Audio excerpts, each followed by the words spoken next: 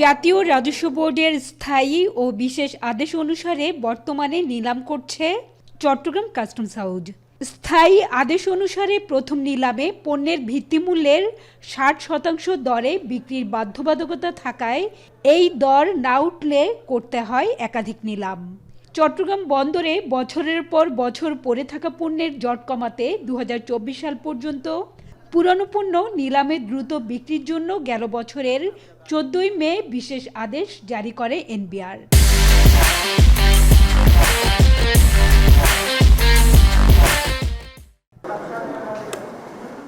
এতে প্রথম নিলামে কোনো ভিত্তিমূল্য ছাড়া সর্বোচ্চ দরদাতার কাছে পণ্য বিক্রির বিধান করায় নিলামে গতি আসে।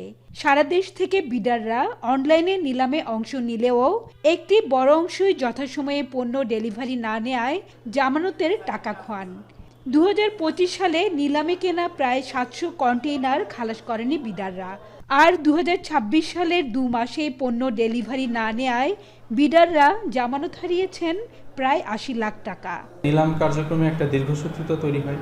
বিডার যদি প্রথম নিলামে নিয়ে নিতেন তাহলে কিন্তু আমাদের ওইটা আবার পুনরায় নিলাম দিতে হতো না। আর এখন ই অকশন সম্পূর্ণ করতে মিনিমাম ১.৫ থেকে ২ মাস আমার এটা লাইভ বা অন্যান্য কার্যক্রম শেষ করতে সময় লাগে।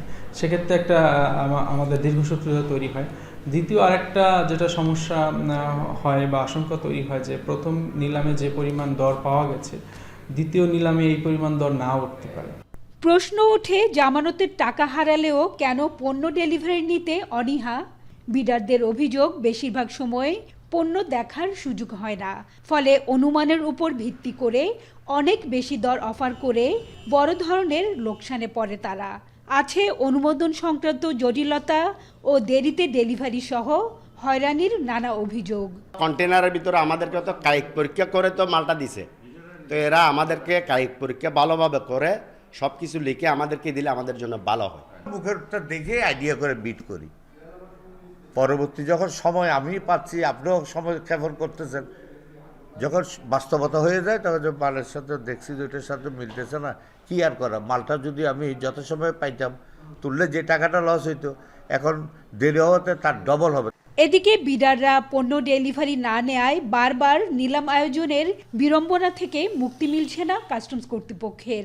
এতে বন্দরে কন্টেনার জটের পাশাপাশি রাজস্ব হারাচ্ছে সরকার।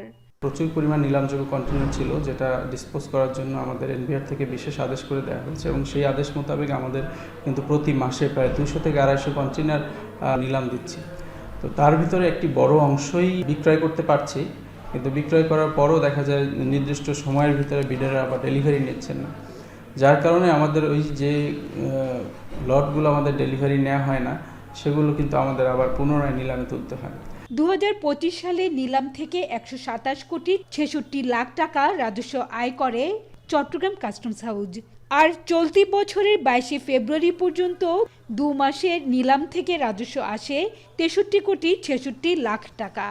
এখনও বন্দরে নিলামের অপেক্ষায় কন্টেইনার আছে প্রায় ১০,০০০। হাজারের শিউলি, এখন চট্টগ্রাম।